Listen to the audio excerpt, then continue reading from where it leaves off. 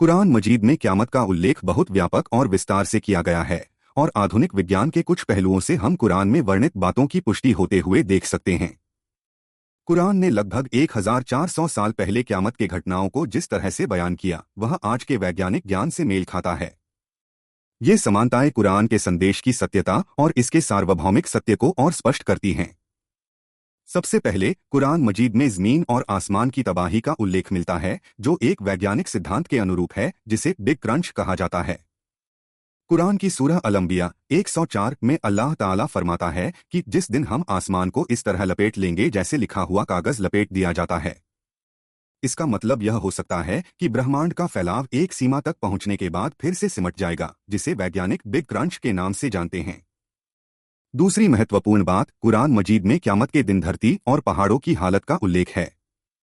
सूरह अज़-ज़िलज़ाल 1 से 2 में फरमाया गया कि जब धरती अपनी जोरदार हलचल से हिलाई जाएगी और धरती अपने अंदर के बोझ बाहर निकाल देगी।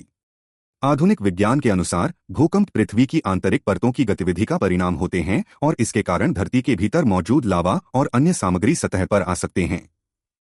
वैज्ञानिक इस बात पर विश्वास करते हैं कि अत्यधिक भूकंप और भूवैज्ञानिक बदलाव संभव हैं, जो क़यामत के समय हो सकते हैं। कुरान मजीद ने पहाड़ों के पिघलने और हवा में उड़ने का भी उल्लेख किया है, जो आधुनिक विज्ञान के अनुसार भीषण भूकंपों या भूवैज्ञानिक तबाहियों के परिणामस्वरूप संभव है। सूरह अत-तकवीर 81:3 में फरमाया गया है कि और जब पहाड़ चलाए जाएंगे। इस बयान का मतलब यह हो सकता है कि क़यामत के समय पृथ्वी की संरचना में ऐसे बदलाव आएंगे कि पहाड़ भी अपनी जगह से हट जाएंगे, जो एक वैज्ञानिक परिकल्पना के तहत संभव है अगर पृथ्वी का गुरुत्वाकर्षण या अन्य भूवैज्ञानिक शक्तियां बदल जाएं। इसके अलावा सूरह अल-इंफितार 1 से 2 में आसमान के फटने और सितारों के बिखरने का उल्लेख है। आधुनिक खगोल विज्ञान के अनुसार ब्लैक होल्स और न्यूट्रॉन सितारों के टकराव से यह संभव है कि आसमान की संरचना बिगड़ जाए और सितारे अपने कक्ष से निकल जाएं। कुरान में क़यामत के समय समुद्रों के उफान का भी उल्लेख किया गया है, जैसा कि सूरह अत-तकवीर 6 में फरमाया गया है कि और जब समुद्र भड़काए जाएंगे। वैज्ञानिक दृष्टिकोण से पृथ्वी की संरचना में बदलावों के कारण समुद्र अपनी सीमाओं से बाहर आ सकते हैं और भूमि के बड़े हिस्से को ढक सकते हैं।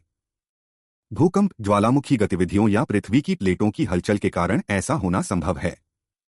नतीजतन कुरान मजीद में वर्णित क़यामत की परिस्थितियों में आधुनिक विज्ञान के कई पहलू दिखाई देते हैं।